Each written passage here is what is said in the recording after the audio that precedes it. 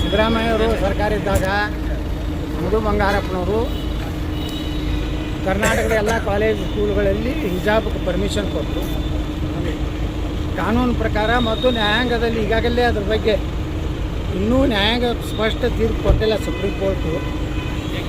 ಇವತ್ತು ಅದನ್ನು ಕರ್ನಾಟಕದಲ್ಲಿ ನ್ಯಾಯಾಂಗದ ಒಂದು ಪರಿಧಿಯಲ್ಲಿದ್ದಾಗ ಅದನ್ನು ಉಲ್ಲಂಘನೆ ಮಾಡಿ ಒತ್ತಾಯ ಮಾಡಿದ್ರೆ ಪ್ರತಿಭಟನಾರ್ಥವಾಗಿ ನಾವು ನಮ್ಮ ಹಿಂದೂ ಮಕ್ಕಳಿಗೆ ಕೇಸರಿ ಶಾಲು ಕೇಸರಿ ತಿಲಕ ಹಚ್ಕೊಂಡು ಶಾಲೆಯಲ್ಲಿ ಅಟೆಂಡೆನ್ಸ್ ತಗೋವಾಗ ಇನ್ನು ಮೇಲೆ ಎಸ್ ಸರ್ ಅನ್ಬೇಡ್ರಿ, ಜೈ ಶ್ರೀರಾಮ್ ಅನ್ರಿ, ಜೈ ಭೀಮ್ ಅನ್ರಿ. ನಿಮಗೆ ಯಾರ ಸಂವಿಧಾನದಲ್ಲಿ ಭೀಮ ಭಾರತದ ರಾಷ್ಟ್ರೀಯ ಪುರುಷ, ರಾಮ ಅವರಿಬ್ಬರ ಹೆಸರಲ್ಲೇ ನೀವು ಅಟೆಂಡೆನ್ಸ್ ಕೊಡ್ರಿ ಅಂತೇಳಿ ನಾವು ಒಂದು ಹೋರಾಟವನ್ನು ಪ್ರಾರಂಭ ಮಾಡಿದ್ದೀವಿ. ಇವತ್ತು ಮೊದಲು ಧಾರವಾಡ ಹೈಸ್ಕೂಲ್ ಜೂನಿಯರ್ ಕಾಲೇಜಿನಲ್ಲಿ ನಾವು ಮಾಡ್ತಾಯಿದ್ದೀವಿ. ಒಮ್ಮಿಂದೊಮ್ಮೆ ಪೊಲೀಸರು ಬಂದು ನಮ್ಮನ್ನು ಇನ್ನೂ ಕಾರ್ಯಕ್ರಮನೇ ಪ್ರಾರಂಭ ಆಗಿರಲಿಲ್ಲ, ನಮ್ಮನ್ನೆಲ್ಲ ಅರೆಸ್ಟ್ ಮಾಡಿಕೊಂಡು ಇವತ್ತು ತಂದು ಹಾಕುವಂಥ ಬಹುಶಃ ಬ್ರಿಟಿಷರು ಸಹಿತ ಈ ರೀತಿ ಮಾಡ್ತಿರ್ಲಿಲ್ಲ. ನಾವು ಬ್ರಿಟಿಷರು ಹೋರಾಟ ಮಾಡಲಿಕ್ಕೆ ಅವಕಾಶ ಕೊಡ್ತಿದ್ರು.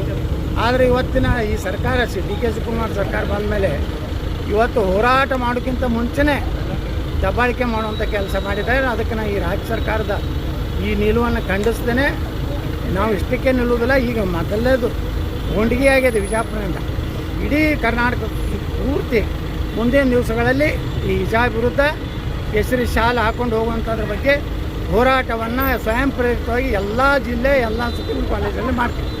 ಸರಿ, ರಾಜ್ಯ ಸರ್ಕಾರ ಯಾಕೆ ತಮ್ಮ ಹೋರಾಟವನ್ನು ಹತ್ತಿಕ್ಕೋ ಕೆಲಸ ಮಾಡ್ತಿದೆ ಅಂತ ನಂಗಾಯ್ತು. ಹೌದು, ಮತ್ತು ಈಗ ನೋಡಿರಿ, ಇನ್ನೂ ನಾವು ಈಗ ಬಂದು ಇಳಿದಿಲ್ಲ. ಪೊಲೀಸರು ನಮ್ಮನ್ನೆಲ್ಲ ಹಿಡ್ಕೊಂಡು ತಮ್ಮ ಗಾಡಿಯೆಲ್ಲ ಹಾಕ್ಕೊಂಡು ಬಂದರು. ಅವೆಲ್ಲ ಅದು ಪ್ರತಿಭಟನೆ ಮಾಡಿದ್ವಿ, ಪ್ರತಿರೋಧ ಮಾಡಿದ್ವಿ. ಆದರೆ ನಾವು ಹೇಳಿದೆವು, ನಾವು ಮಾಡೋ ಕಾರ್ಯಕ್ರಮ ಮಾಡಿದ ಮೇಲೆ ನೀವು ಕ್ರಮ ತೊಗೊಂಡ್ರಿ ಅಂದರೂ ಕೇಳಿಲ್ಲ.